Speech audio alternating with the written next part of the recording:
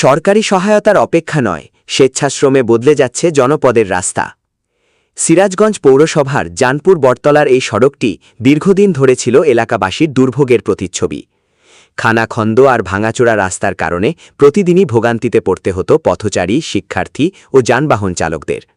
সামান্য বৃষ্টিতেই জমে থাকত পানি, সৃষ্টি হতো দুর্ঘটনার ঝুঁকি।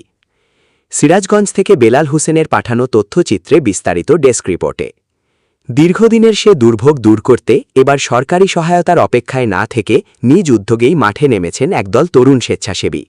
নিজেদের অর্থ আর শ্রম দিয়ে তারা সংস্কার করছেন প্রায় ২৫০ মিটার সড়ক। সমাজসেবক ও Sirajganj chamber of commerce and ইন্ডাস্ট্রির পরিচালক শরীফুল ইসলাম আলামিনের উদ্যোগে মঙ্গলবার শুরু হয় এই সংস্কার কাজ। রাস্তার বড় বড় গর্তগুলো ভরাট করা হচ্ছে বালু, সিমেন্ট ও খোয়া দিয়ে। স্বেচ্ছাসেবীদের সঙ্গে কাঁধে কাঁধ মিলিয়ে কাজ করছেন স্থানীয় বাসিন্দারাও। স্থানীয়দের প্রত্যাশা, সড়কটি সংস্কার হলে বৃষ্টির সময় পানি জমে থাকার সমস্যা কমবে, স্বাভাবিক হবে যান চলাচল। এতে শিক্ষার্থী, কর্মজীবী মানুষ এবং সাধারণ পথচারীদের দীর্ঘদিনের দুর্ভোগের অবসান ঘটবে। শরীফুল ইসলাম আলামিন এলাকার মানুষের সুবিধার কথা চিন্তা করেই এই মহৎ উদ্যোগ নিয়েছেন। আজকে দীর্ঘদিন যাবৎ আমাদের এই রেল লাইন উপর বটতলা থেকে নিচ বটতলার যে রাস্তাটা আছে, এই রাস্তাটা অবহেলিত হয়ে পড়েছিল। বিভিন্ন খাড়াখন্দর কারণে বিভিন্ন সময় বিভিন্ন অ্যাক্সিডেন্ট হতো। এই জিনিসটা আমাদের দৃষ্টিতে আসে।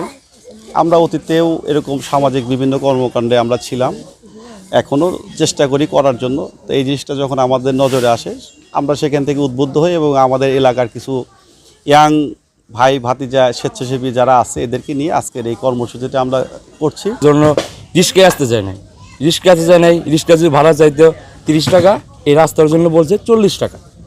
তো এখন আমাদের যে কাজটা করলো, এখন আমাদের ভালো হইলো, অনেক রিস্কা এখন চলাচল করতে পারবে, আমাদের সুবিধা হলো। তো আমাদের পার্শ্ববর্তী আলামিন সাহেব, উনি খুব ভালো ছেলে। উনি এই রাস্তাটা মেরামত করতেছেন এবং খুব সুন্দরভাবে কাজ করতেছেন। রিক্সা, ভ্যান যা খুবই অসুবিধা, অ্যাক্সিডেন্ট বহুত কিছু আসতে হয়েছে। এখন বর্তমান আমাদের আলামিন ভাই আমাদের এটা তকদিরের জন্যে আমরা আঙ্গের বুঝতে এসে আমাদের কাজ করাইতেছে এবং তার নিজস্ব টাকা পয়সা দিয়ে। হ্যাঁ, তো এখন আমাদের রিক্সা, ভ্যান করে অনেক সুবিধা হবে। ভাঙ্গাচোরা আসছিল, আমরা যেতে পারি নাই, লোকজনের অসুবিধা আসছিল, অ্যাক্সিডেন্ট হয়েছে।